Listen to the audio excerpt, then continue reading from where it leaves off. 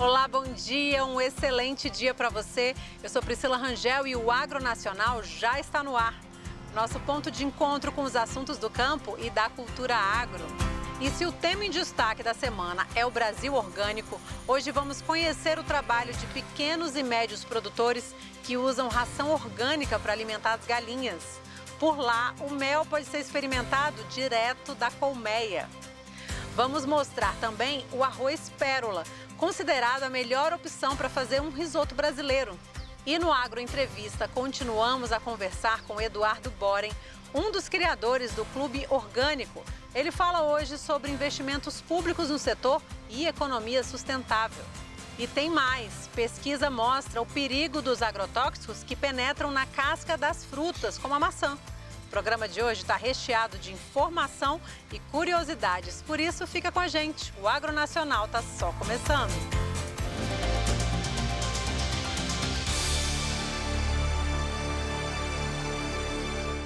E na grande reportagem sobre o Brasil orgânico, com direção de Kátia Klock e Lícia Blancher, vamos conhecer o trabalho de pequenos agricultores familiares em Santa Rosa de Lima, Santa Catarina. Eles têm produção de orgânicos até na ração das galinhas. As plantas servem como repelente e a família se orgulha de um trabalho que vem sendo aprimorado a cada geração. Hoje somos aproximadamente 300 famílias e são 11 municípios envolvidos com o trabalho.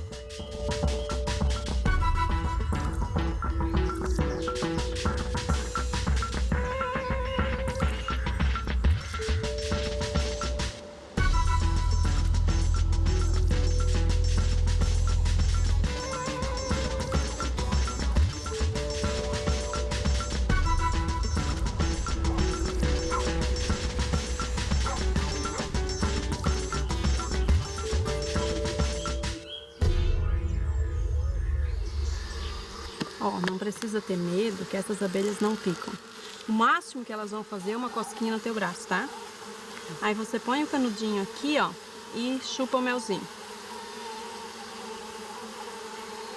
Esse mel aqui, ele é considerado mais medicinal do que o da abelha africana, porque ela seleciona muito bem as flores, essa abelhinha, e ela não compete com a abelha africana. Elas estão numa área onde a abelha não voa uma distância onde está produzindo alguma coisa convencional.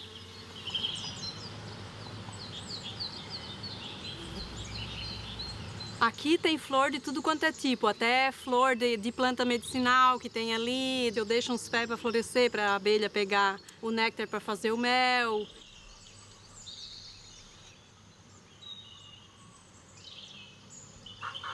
Essa planta aqui nós usamos como um repelente dentro do próprio galinheiro.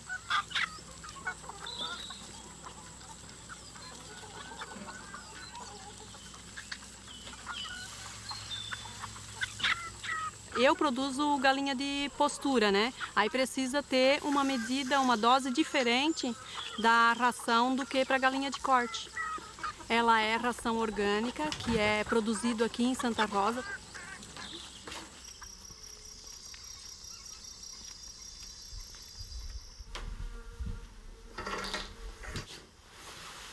Me revoltei muito porque a minha mãe ficou muito doente quando a gente começou a plantar fumo. Na época eu era quase criança, mas os instrutores de fumo vinham e falavam que era remédio. Então isso hoje tem uma revolta grande para mim, porque que remédio é esse que tem uma caveirinha com uma cruzinha na frente? Na nossa alimentação, a gente usa pouco carne de gado, então usamos mais o porco que a gente cria, o peixe, a galinha, ovos, e aí de tudo que a gente planta aqui, né?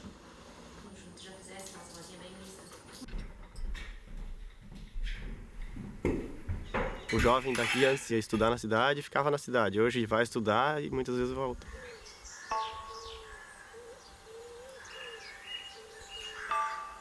Eu fui para a França uma vez para conhecer as propriedades lá da colhida na colônia e ver se eu posso aplicar coisas de lá aqui. Muito interessante, é outra realidade, mas muito próxima da nossa. Quando eu era jovem, eu tinha vergonha de dizer que eu era agricultora. Então, hoje, os jovens daqui, eles têm orgulho em dizer. No próximo programa, a gente confere a força das mulheres que trabalham com a agricultura familiar de orgânicos e o progresso dos pequenos agricultores com projetos que incentivam o plantio sem agrotóxicos. E aqui vai nosso agradecimento especial à produtora Contraponto por esse conteúdo. Bom, os grãos são mais curtos e mais gordinhos, a cor é perolada e a sua porosidade faz com que seja liberado mais amido, garantindo assim mais cremosidade ao prato. Estamos falando do arroz pérola, considerado a melhor opção para fazer risoto no Brasil. A pesquisa para o cultivo desse arroz começou em Itajaí, Santa Catarina.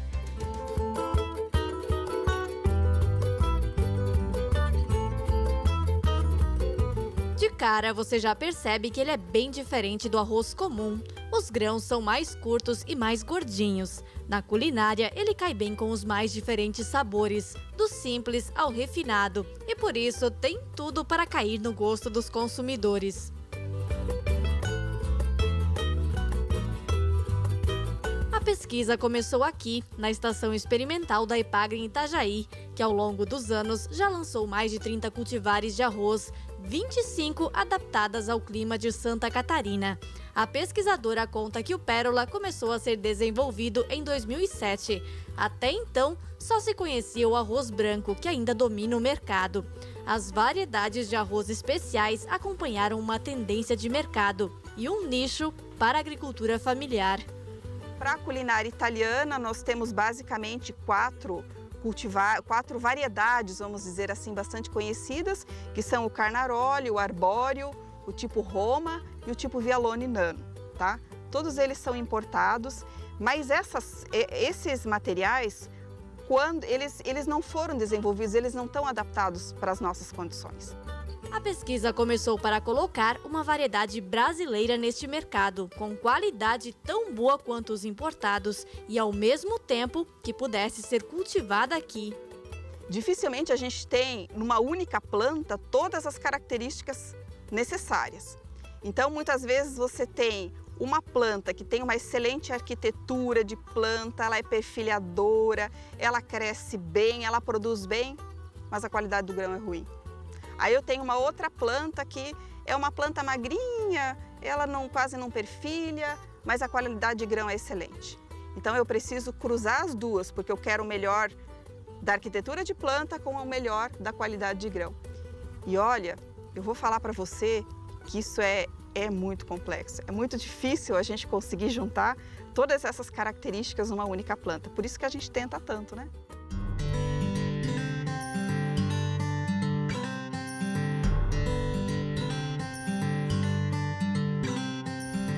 Otávio, produtor de arroz da Cravil no município de Pouso Redondo, no Alto Vale do Itajaí, é um dos agricultores que investe nesta safra na produção do arroz pérola.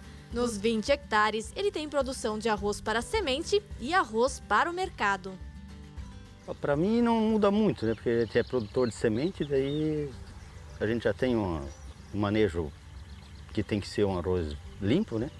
Eu gosto dele, porque é um arroz que produz bem, né? Para a gente, né?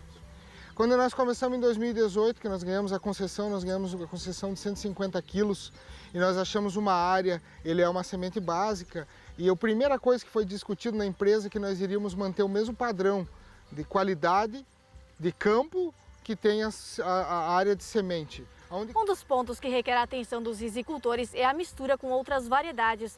Apesar de todo o trabalho na hora de semear, de vez em quando, ainda ficam outras variedades, como nessa área aqui. E então, o trabalho é manual mesmo. Justamente para quê? Para separar além do longo fino e evitar todo o vermelho, manter mais próximo do que o pérola é, a característica própria dele, como material. Para quê? Para que isso não se perca de forma irresponsável para as empresas que são mantenedoras do material, uma genética tão pura e tão qualitativa a nível de Santa Catarina que foi criada. E é justamente por isso que a produção do pérola se torna um diferencial em Santa Catarina. Congrega diferentes culturas, pessoas de origens muito diversas e elas têm como característica comum saber cultivar a terra, cada um com as suas particularidades, né? Observar, prestar atenção se está bem adubado, se tem alguma praga atacando, se tem água o suficiente. Então, quando a gente fala de mão de obra familiar, a gente sabe que o agricultor está ali olhando de perto o que está acontecendo. E isso é fundamental para esses produtos que exigem qualidade. A estimativa de produção do pérola é de 10 mil quilos por hectare. A colheita pode ser feita de forma automatizada, mas requer atenção. No pérola a gente toma um cuidado um pouquinho maior, porque justamente por ele ter um grão menor e ele ser destinado depois ou para semente, nesse caso aqui, ou principalmente para a indústria, para consumo, a gente tem que evitar a quebra dele, porque na indústria essa quebra acaba danificando a característica do material e isso visualmente se perde característica depois e principalmente na classificação. Na indústria, o pérola passa por um processo de seleção e classificação. Diferente do arbóreo, ele não passa por um processo térmico. Então, a gente recebe ele, faz o descasque, o polimento. Esse processo ele é muito sensível porque o arroz é polido. E para a gente manter padrão de brancura, classificação, o processo é bem mais lento. A gente trouxe o laboratório de classificação para o lado da linha para estar acompanhando detalhadamente, atendendo os quesitos de rendimento do grão e também de qualidade. Pérola poderá ser encontrado através da marca do Vale. Isso, naturalmente, dá um valor agregado melhor para o produto arroz. Nós estamos trabalhando em cima disso, para de fato valorizar o produto da forma como ele deve ser valorizado, tanto no mercado como junto ao produtor. A gente sabe que, como tudo que é novo, também carrega um pouco de medo, né, em si, de investir. Será que se eu plantar eu vou ter para quem vender, né? E nesse sentido, as cooperativas elas fazem um papel fundamental, porque elas podem produzir não só as sementes, como elas têm a parte de beneficiamento dos grãos e elas têm os associados. Então, muitas delas conseguem colocar as suas marcas nos produtos. Então, na verdade, elas têm praticamente a cadeia produtiva nas mãos, né? Mas você sabe o que o arroz para risoto precisa ter? Cor adequada, porosidade para absorver os sabores do tempero que o consumidor escolher e que tenha capacidade de liberar amido suficiente para dar a cremosidade característica do prato. Em todos estes quesitos, o pérola tem tirado nota 10. Modéstia à parte, a qualidade do pérola ela é superior às outras variedades que tem no mercado para culinária italiana. Isso não dito por mim, isso dito por chefes, pessoas que entendem do processo, né? Vamos dizer assim, o meu sonho de consumo, para qual eu trabalho, é que Santa Catarina e os produtores, eles sejam referência na produção de sementes, de grãos, se for o caso, e que a gente encha o país, encha as gôndolas do supermercado com o SCS 123 Pérola. Esse é meu sonho de consumo, né? Que deixemos os nossos agricultores satisfeitos e os consumidores felizes.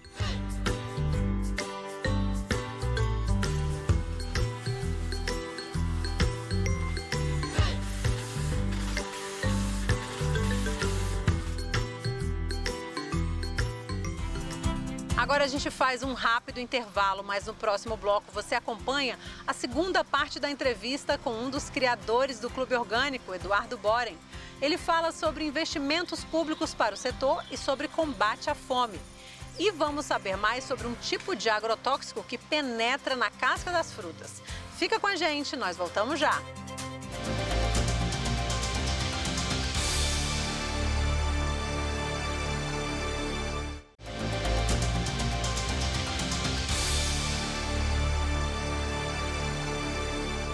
Estamos de volta com o Agro Nacional, nosso ponto de encontro com os assuntos do campo e da cultura agro.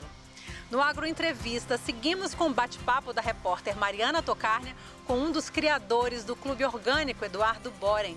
Ele defende que o setor de orgânicos precisa de mais investimentos públicos e que pode ser uma alternativa para combater a fome.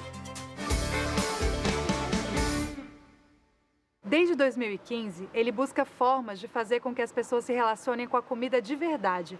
Foi assim que nasceu o Clube Orgânico, uma plataforma que busca conectar produtores e consumidores. A cadeia alimentar do Ocidente envolve muito dinheiro. Essa frase te transformou, né, Eduardo? A gente é um país agrícola, né? Então, assim, quando eu vou falar com você de que a gente precisa pensar em políticas públicas, em linhas de crédito para financiar produção sustentável, agroecológica, agrícola sustentável.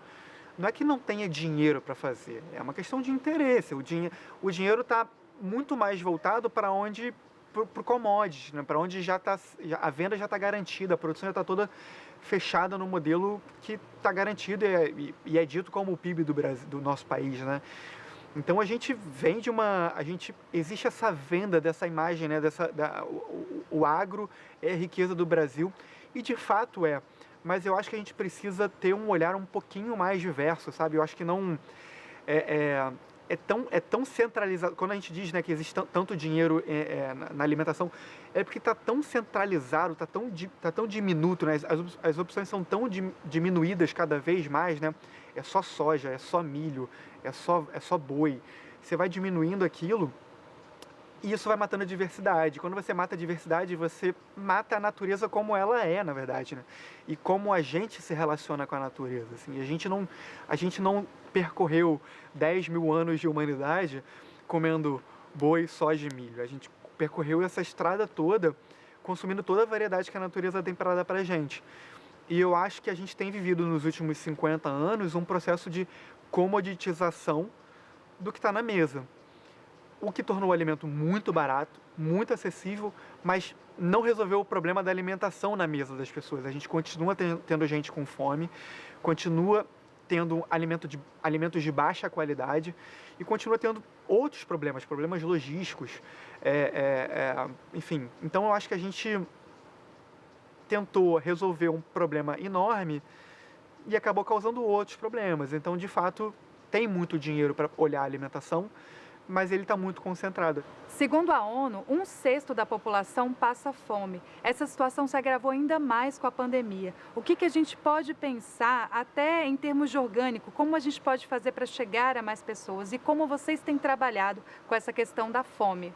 A pandemia do Covid pegou o mundo de rasteira. Eu acho que mostrou o que já estava sendo falado, né? Acho que é isso, você produz mais alimento do que tem gente precisando comer, mas esse alimento não chega. E a pandemia, eu acho que ela escancara isso, né? Você continua tendo... O problema é a escala global do problema que a gente tem, né? E a gente volta para soluções locais, eu acho. A gente tem que voltar para fazer essas pequenas conexões acontecerem, e cada vez que essas pequenas conexões acontecem, a gente resolve pequenos problemas e eles vão escalando e eles vão ganhando a proporção que eles precisam ganhar. Obviamente, com grandes incentivos, isso potencializa, né? Então, hoje, por exemplo, o Clube Orgânico é uma das iniciativas de orgânicos, né, que é parceiro do Orgânico Solidário. O Orgânico Solidário é uma iniciativa que nasceu com o início, o agravamento da crise do Covid, em março do ano passado. Se mostrou que era uma crise que estava vindo para ficar e que as soluções existentes no mercado para alimentar as pessoas que têm fome, as pessoas estão com fome, eram soluções importantes, muito válidas, mas pobre nutricionalmente falando. Eram cestas básicas, cestas de farináceos, de grãos, que são muito importantes porque são fáceis de distribuir, de chegar em muitos lugares, mas cadê o nosso legume, cadê as nossas cores no prato, né? A gente fala muito, né, da alimentação saudável com cores no prato, né, com diversidade, com beleza no prato. E quem tem fome também quer ver um prato bonito, sabe? Eu acho que é justo a pessoa querer legumes e verduras no seu prato. E mais justo ainda que numa situação de pandemia, que elas queiram o alimento mais nutritivo, mais saudável, que seja um alimento orgânico.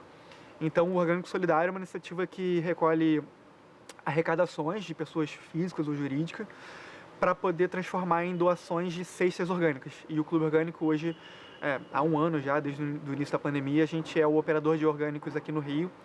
A gente já entregou milhares de cestas para pessoas em situação de vulnerabilidade social aqui no Rio. E o Orgânico Solidário está presente também em outros estados, é uma iniciativa super importante. Quem puder doar, assim, não me canso de valorizar essa iniciativa para poder, de fato, levar essa riqueza alimentar para as pessoas que precisam também. E a conversa com o Eduardo Boring continua no próximo programa. Ele vai falar sobre o prato do futuro. Você sabia que existe um tipo de agrotóxico que penetra na casca das frutas, é absorvido no interior e pode chegar até a metade da fruta? Um pesquisador da Universidade de Goiás explica como isso acontece. Você lava frutas e verduras antes de comer? Maçã eu lavo com detergente e já guardo na geladeira limpa. E na hora que vai comer, eu torno a lavar ela. Só lavo elas na hora de consumi-las. Lavar é realmente importante, mas pesquisadores da UFG descobriram que um tipo de agrotóxico ultrapassa a casca e chega dentro da maçã. Eles analisaram o fungicida Imazalil. Fungicidas são um tipo de agrotóxico usados para combater fungos, com o objetivo de aumentar o tempo de prateleira da fruta, fazer com que ela continue boa para ser consumida por um período maior. 30 minutos após a aplicação do composto na maçã, na casca da maçã, nós percebemos que o composto estava retido apenas na casca. Um dia após a aplicação do pesticida, o composto já havia penetrado cerca de 1 milímetro na região interna.